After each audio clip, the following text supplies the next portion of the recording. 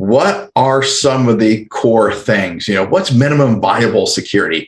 Are you doing the basics? Are you doing them well? And there are a lot of people that you can go look at and say, this is a basketball, this is a football. It's even the professionals are taking back to that square one.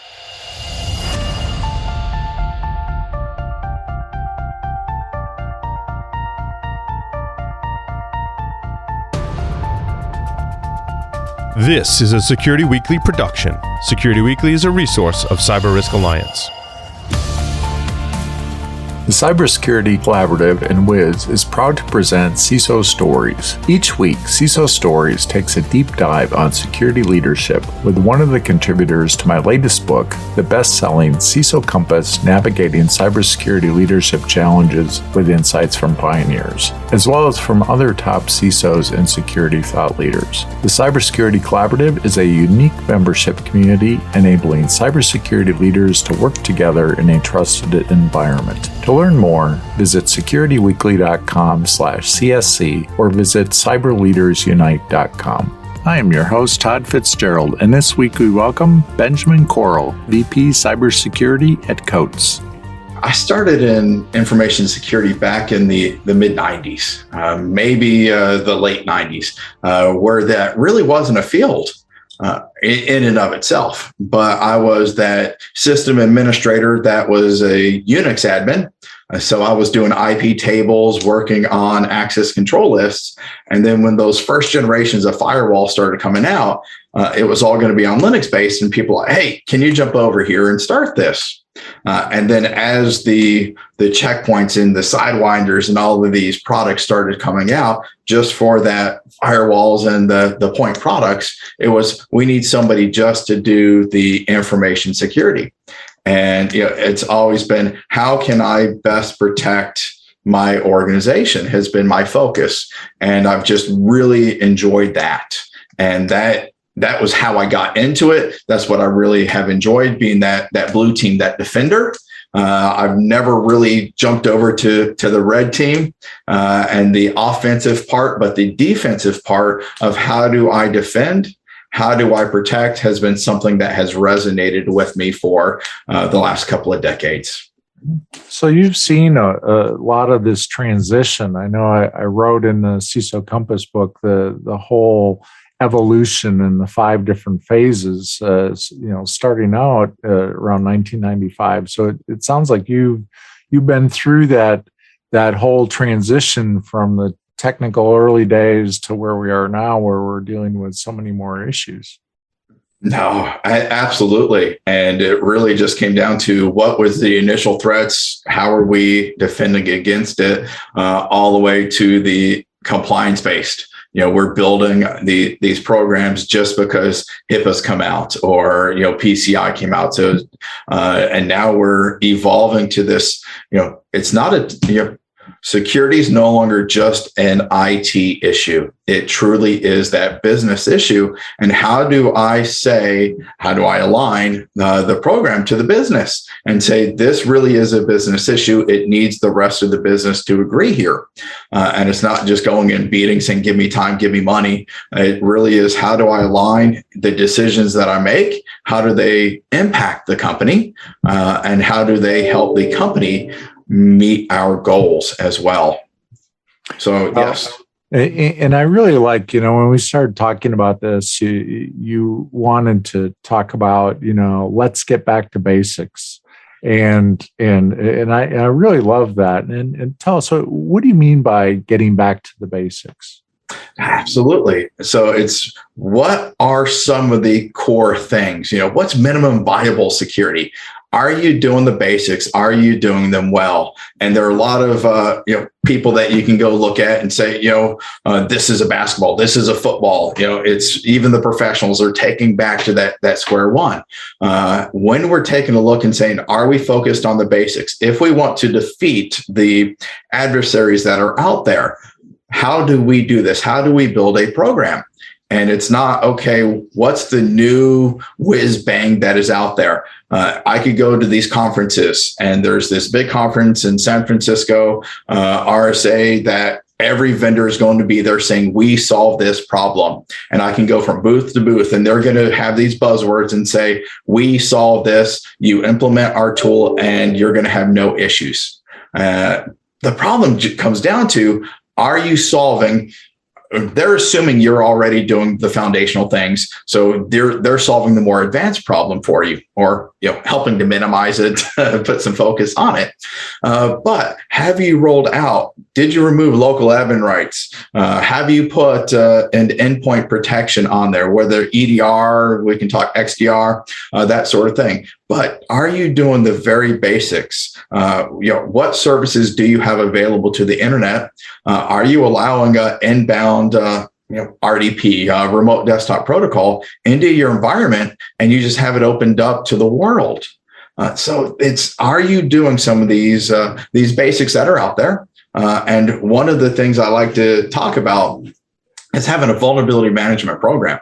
Are you fixing what I call your known bads? Software is written by people. People are not perfect. So there are going to be fixes every now and then. Are you applying those? If you're not fixing the known bads. So an attacker doesn't need what is called a 0-day. Something that's not known about is being used against you. They're able to use a known issue in order to get into your organization, because anyone has failed to apply some of these patches, these configuration changes, if you will, in order to keep attackers out.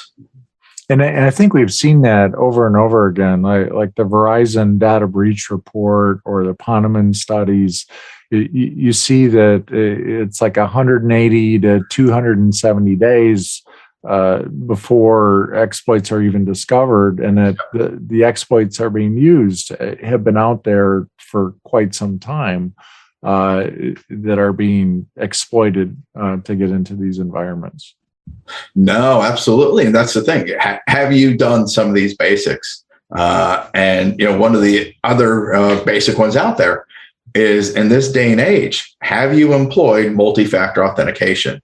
Emails are going to come in, and as much training, and I truly believe security awareness training is foundational as well. But some email is going to get past your defenses. It's going to land in your end user's mailbox. They're just the wrong day, the wrong circumstance. They're going to click on it. And somebody's going to give away credentials. It's going to say your password is expired. It's going to do something. And they're going to give that away.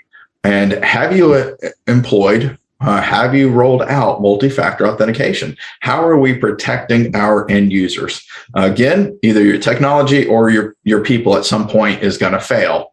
And are you then going to have mitigating controls to make sure that exploit doesn't succeed? So these, again, I see as just those foundational things that I call the MVS, or minimum viable security. How do you get past the concern of the friction that MFA causes in an organization, that I have to do this extra, get my code on my phone or whatever the mechanism is, or an authentication package? How do I sell management on the need for MFA, and where should I be deploying MFA? Yeah, no, fantastic question. And you're absolutely right. Security should be seamless. And what it really just comes down to is, what's the risk to the business? And if we did not have it, and this system, this account, or whatever is going to be exploited, what's the likely outcome? And when it comes to multi-factor, it's pointing out, okay, your bank already has this. Your social media already has this, whether that be Gmail, whether that be, Facebook, much less your financial institution. For you to get access to your financial institution, be it bank, credit union, it's going to have MFA by default, whether this be through an authentication app or even SMS. You're going to have this. I think people are already expecting this. So for an organization to sit there and say, I don't think our users are going to adopt this, I think those days are going to be, those people are going to be fewer and fewer. I think those days are going to become, days of the past, because it's just going to be expected. So as we look at things like zero trust, for example, do you see that as something that should be basic today, or is that something for more advanced organizations to be going down that sort of path? No. So I love this one. It's what truly is zero trust? Is this a buzzword? Is this something that's out there? But it's explicit trust. You're going to have to trust something, whether that be your root certificate, whether that be a trust broker, you're going to be trusting something. So it's never going to be zero trust. So it really just comes down to what is the explicit trust, and it comes down to identification. Who are you? Don't care where you're coming from, but who are you? Give me your identity. And then it comes down to, okay, now that I've satisfied who you are, what do you have legitimate access to? And okay, great. I just logged on. Now, do I get access to my ERP? Do I get access to my email? And it's going to say, well, email, sure. But you're in a web browser sitting in a hotel lobby. I'm not going to allow you to download. So we can get granular there. Or you're on a machine. I've got an agent on the machine. It's your corporate issued. Now I'm going to let you actually download as well. So I do believe that zero trust is going to be the future because it's going to allow us to be more granular. But I also don't think it's brand new. Because again, identity-based access control. Who are you? Where are you coming from? Is this a trusted device or not? And I get it. Zero trust is regardless of the device that you're coming from. But when you can sit there and tie a person to a system, authenticate them to an application, now we're going and say only this person is allowed to access. They're only allowed to access these particular applications. Once they get inside the application, this is all they're allowed to see inside there. It's almost like you're allowing them to walk down a hall. They don't even see doors that they're not allowed to enter through. They think it's just a plain hallway. So zero trust, I really believe when it's properly implemented is going to be fantastic for us. It's just going to add overhead as well.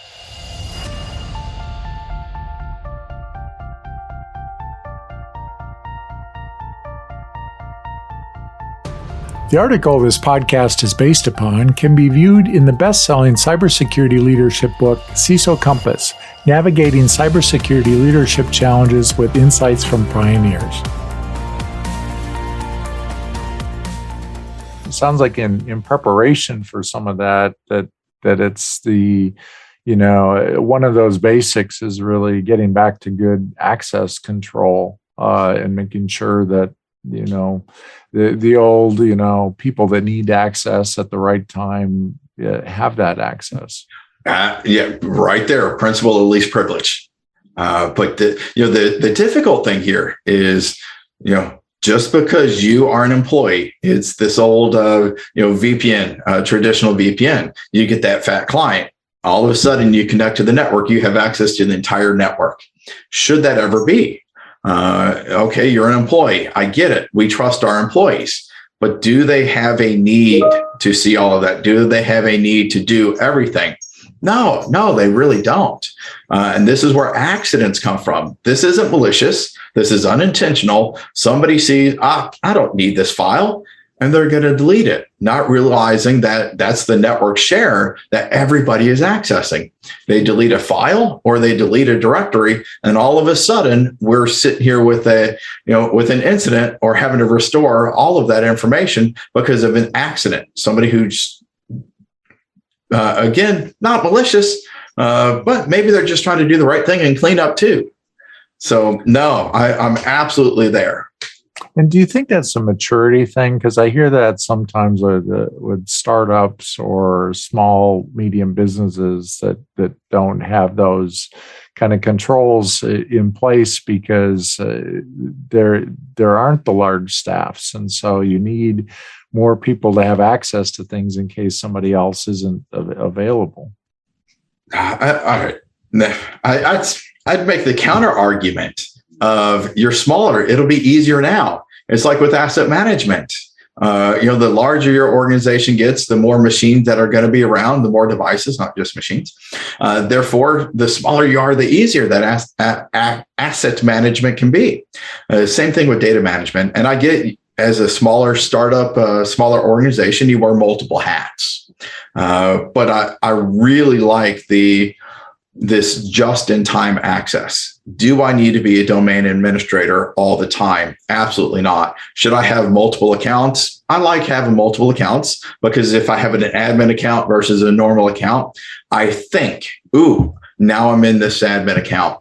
But then you have this just-in-time of, I can now elevate my access for 15 minutes. Or whatever period of time, arbitrarily, it can be 15 minutes, an hour, whatever. But during that period of time, I know that I'm running with elevated rights. I have to think, should I be doing this? If I'm now running as root, anything that I do type is going to run with these elevated access rights. So I really think that it allows you to think. But the smaller organizations, as you say, they wear multiple hats. Because they're doing that, I think adding a principle of this just in time protects the organization and the individual too. How do I sell my management on the, okay, so let's say we're going to get back to basics. We're going to make sure that we have all our doors and our windows closed. How do I do that and give them the assurance that we've taken care of those basics?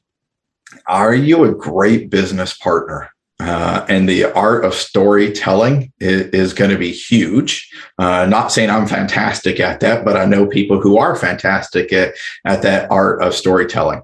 But it's, how do you partner with the business? And, security used to be seen as the office of no, N-O. And every time you come to me, the answer is no, we're not going to open this. No, we're not going to do that. No, we can't allow this partner access to our network. It's always going to be that no. So it's really, how do we go and say, we are now being this stronger business partner. We understand why the business needs to do this. We understand why they're asking this, and we're going to give you a viable way of allowing this. So we're setting guardrails and then saying, as long as you stay within these guardrails, we're going to allow you to do what you need to do to operate as a business. And when the business sees you as that type of partner, when you go and you do say no, okay, there's a reason for this. Or when you say, this is what we need to do, but you understand the business to say, this is what I'm going to implement. So I'm going to implement this zero trust model. What I'm going to do is I'm going to do this principle of least privilege. I'm only going to give you access to what you need. They believe you've done your research. You've had the relationships. You've talked to the people to understand what their real needs are. Therefore, they're going to trust you to be able to implement that as well. But if they know that you haven't talked to anybody on the business, you've never talked to anyone in HR, you don't know even the 9 different HRIS solutions that are running out there, they're not going to have that confidence in you to truly just say, run with this. It's going to be painless. It's going to be seamless. It's tech. I get it. When you roll out technology, there's going to be a hiccup or two. But do they have the confidence in you that you've truly engaged with the business? You're a great partner and your stakeholder management is strong. I really like that thought, because what it really says is the CISO needs to do their homework before they go and approach the other departments, and so that they at least know what applications they're running. We had a really good example of this. Dan Lorman did another CISO podcast, and he was the first state government CISO. He was with the state of Michigan. And he gave this example in the podcast. I won't tell you the whole example, but basically he was coming from that mindset of the doctor no, and having to he was being asked to put wireless in all the conference rooms, and so he had researched and prepared all the documentation about why this was a bad idea. And then in the podcast he goes through what happened next, and how it was career changing for him. So I encourage our listeners to look up that podcast as well.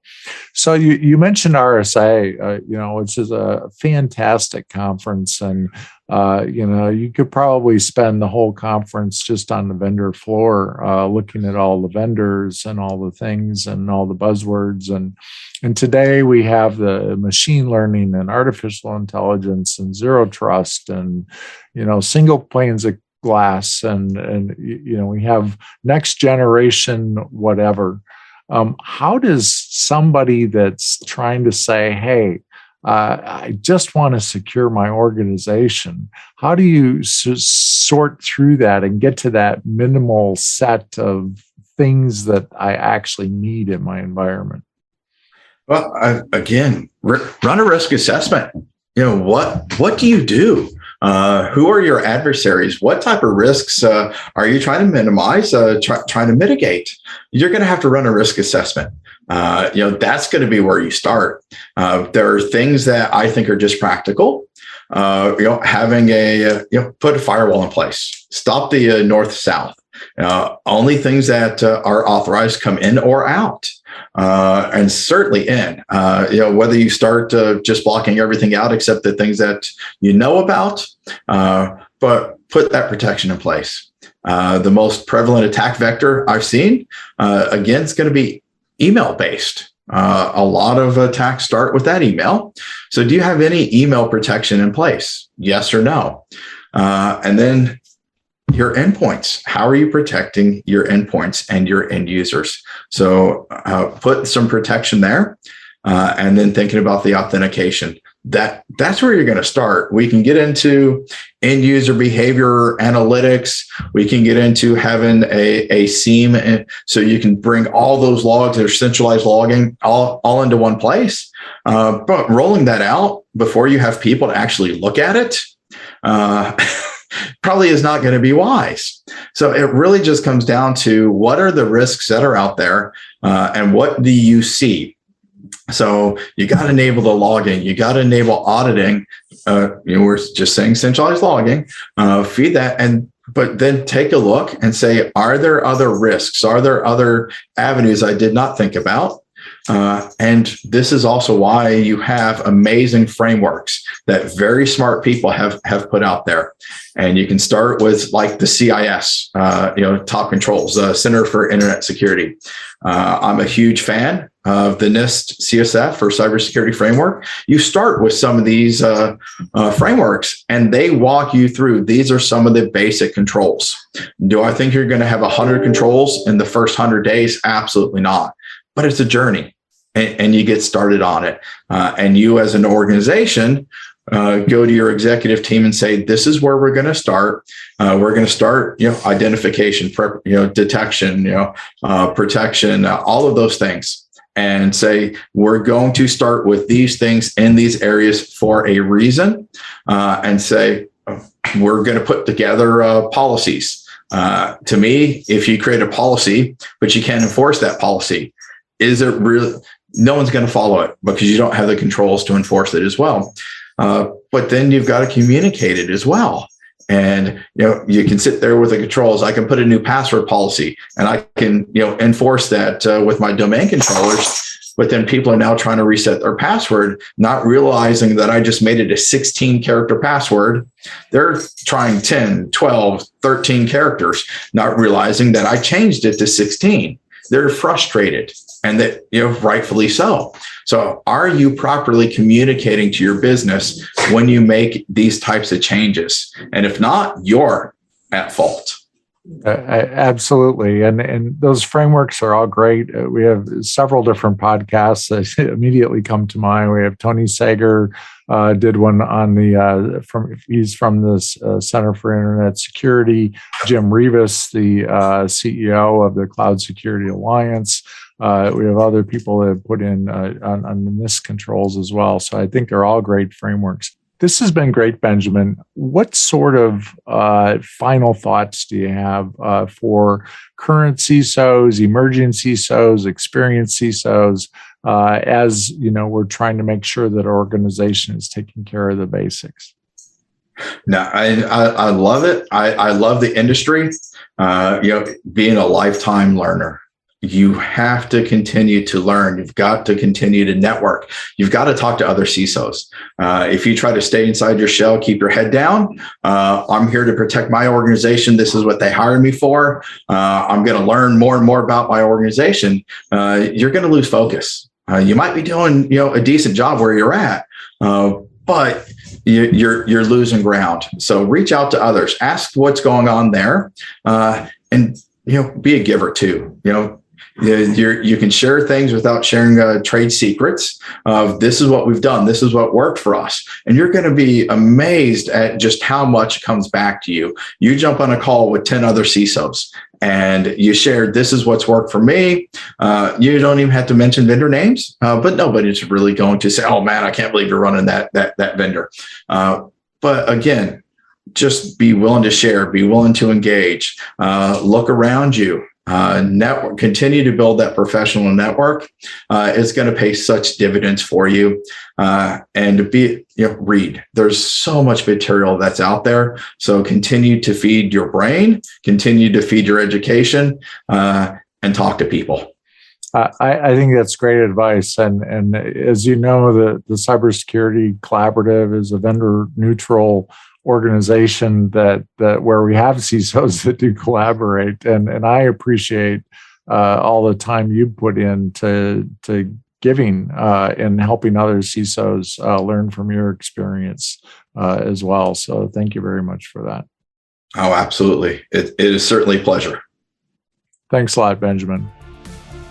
Wiz is on a mission to help every organization rapidly identify and remove critical risks in their cloud environments. Purpose-built for the cloud, Wiz delivers full-stack visibility, accurate risk prioritization, and enhanced business agility. Wiz connects in minutes using an agentless approach that scans both platform configurations and inside every workload. We perform a deep assessment that goes beyond what standalone CSPM and CWPP tools offer to find the toxic combination of flaws that represent real risk. To learn more about Wiz, please visit securityweekly.com/Wiz.